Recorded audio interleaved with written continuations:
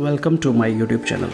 आज हम बात कर रहे हैं एक ऐसे विमान की जिसकी टेक्नोलॉजी चुराने के लिए एक खूबसूरत महिला एजेंट को लगाया गया।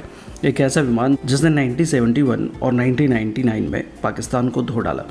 तो चलिए जानते हैं मिग 21 विमान के बारे में और इसकी मज़ेदार हिस्ट्री के बारे में। कहानी शुरू होती है 1939 से, जब वर्ल्ड वॉर 2 स्टार्ट हो चुका था और यूएसए और यूएसएसआर दोनों अपनी ताकत बढ़ाने में लगे थे।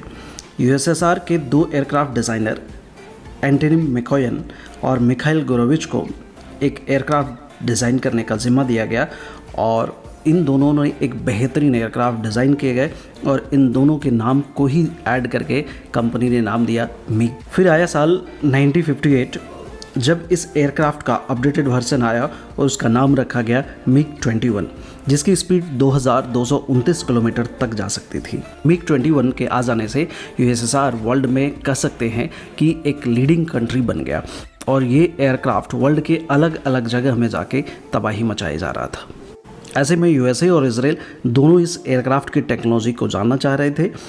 फिर इजराइल ने इस एयरक्राफ्ट को किडनैप करने की प्लानिंग की। इसके लिए उसने अपनी इंटेलिजेंस एजेंसी मोसाद की मदद ली। मोसाद दुनिया की सबसे तेज़ इंटेलिजेंस एजेंसी है और इसका सक्सेस रेशियो काफ़ी ज़्यादा है। मोसाद ने एयरक्राफ्ट को चुराने के लिए ऑपरेशन डायमंड लॉन्च किया। पहले अटेम्प्ट में मोसाद ने एक एजेंट के थ्रू इजिप्ट के एक पायलट को कांटेक्ट किया और उसको $1 मिलियन का ऑफ़र दिया गया। हालांकि उसने ये जानकारी जो है अपने गवर्नमेंट को दे दी और रिज़ल्ट हुआ कि जिस एजेंट ने ये इन्फॉर्मेशन पायलट तक दी थी उसको पकड़ा गया और फांसी दे दी गई। दूसरे अटेम्प्ट में इराक के 2 पायलट को ऑफ़र दिया गया लेकिन दोनों ने मना कर दिया और इस तरह कंसेक्यूटिव अनसक्सेसफुल अटेम्प्ट के बाद आता है 1964 जब मोसाद को एक क्लू मिला। दरअसल इराक में एक क्रिश्चियन पायलट था जिसको लंबे समय से प्रमोशन नहीं मिला था। I think you are very familiar कि इराक एक मुस्लिम मेजॉरिटी कंट्री है और वहाँ रिलीजन के बिहाफ पे भेदभाव होते हैं। तो इस बात से वो पायलट नाराज़ रहता था और इराक छोड़ना चाहता था। इस मौका का फ़ायदा मोसाद ने उठाया और एक फ़ीमेल एजेंट को इराक भेजा। इस फीमेल एजेंट ने पायलट से दोस्ती की और उसे यूरोप ट्रिप का काट दिया।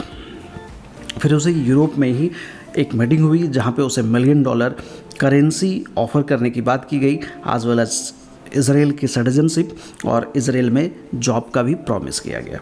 साथ ही उसके फैमिली को इसराइल में सेफ्टी के साथ लाने का प्लान भी बताया गया। मुनीर जो पायलट का नाम था ने इसराइल विज़िट किया और उस जगह को देखा जहाँ एयरक्राफ्ट को लैंड करना था। मुनीर के साथ प्रॉब्लम ये थी कि उसके सीनियर उस पर ट्रस्ट नहीं करते थे, शायद रिलीजन ही इशू रहा होगा और उसे छोटे फ्यूल टैंक वाले एयरक्राफ्ट ही उड़ाने को मिलते थे। साल आया 1966 जब मुनीर ने पूरी प्लानिंग कर ली थी और इराक से जॉर्डन होते हुए वह इजराइल इंटर कर गया। तो अब आपको लगता होगा कि इजराइल इतना हाथ धो के पीछे इस विमान के पीछे क्यों पड़ा था और आखिर इस विमान में था क्या। एक्चुअली अरब से इजराइल की खिंचातानी बहुत लंबे समय से चल रही थी और उस टाइम इजराइल के पास मिग 21 का मुकाबला करने के लिए कोई विमान नहीं था। बाद में इजराइल वालों ने एयरक्राफ्ट को अच्छे से समझा और उसका नाम बदल दिया, 007 रखा।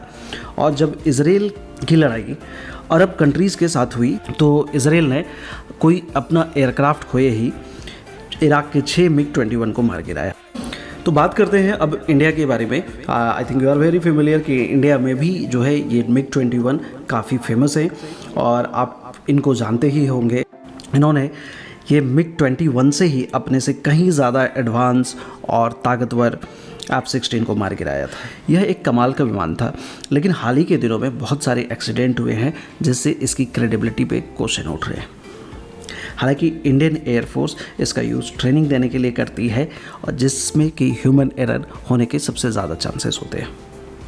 फिर भी हम अपने वैल्यूएबल एंड ब्रेव सोल्जर्स को ऐसे नहीं खो सकते हैं और उम्मीद है Indian air force as well as Indian government मिलके इस प्रॉब्लम को सॉर्ट आउट करेगी। तो चलिए, कैसा लगा ये वीडियो ये कमेंट बॉक्स में लिख के बताएं और लोगों तक इसके बारे में ज़रूर से पहुंचाएं। तो चलिए मिलते हैं ऐसे ही किसी और वीडियो में, तब तक के लिए बाय बाय, थैंक यू।